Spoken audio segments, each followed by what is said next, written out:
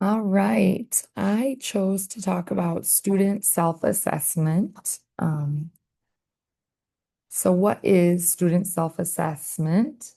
Rather than just receiving a grade or score that they earned on an assessment, student self-assessments provide a student-centered approach, which can help increase student engagement and achievement. Students can be involved in the creation of rubrics and assessments or use a pre-made assessment to evaluate themselves. Students can manage their own learning by creating goals, making adjustments as needed, and monitoring their progress. The student self-assessment's main purpose is to help students see that learning is a process. There's always room for growth and improvement. So let's talk about the history of student self-assessments. The first hints of student self-assessment began in the 1930s when teachers were trying to see if students could determine the score they should receive for an assignment. In the 1970s, there was a lot of debate as to the validity of student self-evaluations and assessments. This was turned down mostly because they did not feel that student self-assessments, they weren't accurate enough, especially if these assessments were part of a summative grade. Later, student self-assessment really took off in the 1980s when it was believed that it was a critical component of self-regulated learning. Reviews in the 1980s identified medium to good correlations that students improved their performance in self-assessing as they progressed, and that higher performing students were better self-assessors than poorer performing students. Self-assessment is still debated today. On one side, they want to switch the term self-assessment to evaluative judgment and make it more consistent part of students' curriculum, where teachers are helping students improve their skills to self-evaluate their work. On the other hand, self-assessment is seen as an element of models to develop students' metacognitive skills.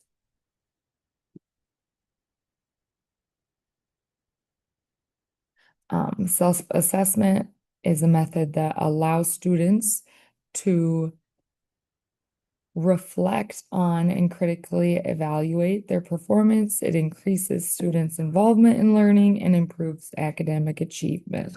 Self-assessment is crucial in also helping students monitor their progress and improve their craft or work. It also encourages goal setting.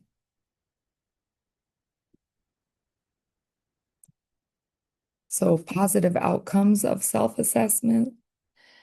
There are many possible positive results of student self-assessment. The first one is that students could have an increased motivation, therefore increasing their engagement and interest in their learning.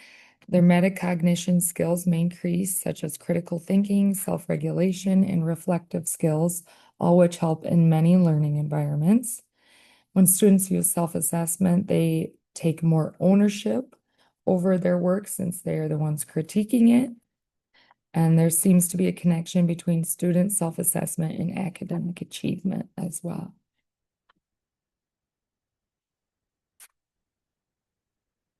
There are possible negative results of student self-assessment. The first one is that it could be inaccurate. Students could fail to recognize areas where they need growth or improvement, leading to inaccuracy. Students need to be taught how to self-assess, be given opportunities to practice, and given feedback on their self-assessments. So this can make the whole self-assessment process time-consuming. Teachers could experience resistance from students, especially if they feel that it's the teacher's job to evaluate them. And then finally, it could be unfair because some students do it well, while others don't do it well as well. So while there are likely several reasons for this, one thing to remember is that our novice learners may not be ready. So some students may not be ready to self-assess. My opinions on self-assessment as a Phy-Ed and health teacher, specifically talking in the K2 setting, I use self-assessment as a daily grade. I have students reflect on if they followed the rules in class, and then they give a quick, as they're heading out the door, they gave a thumbs up if they followed all the rules, got to participate the whole time. In the middle, if they needed some reminders, and then thumbs down if they had to sit out or miss any part of class. So I like self-assessment to kind of, for the kindergarten through second grade, to for them to gauge how they listened and followed rules in class for that day.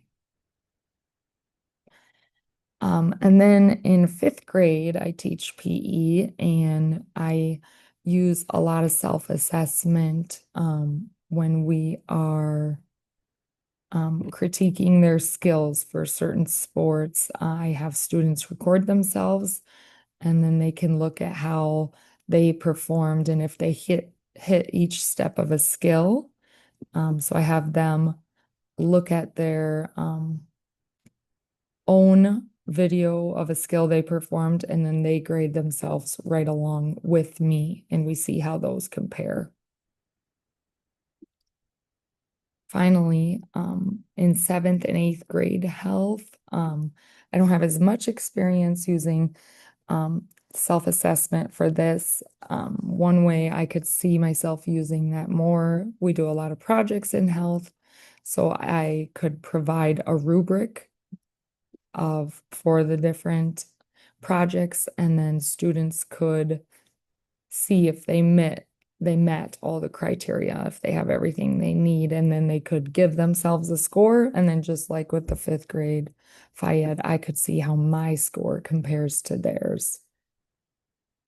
Yep, so that is my video and presentation on self-assessment, and here are my references.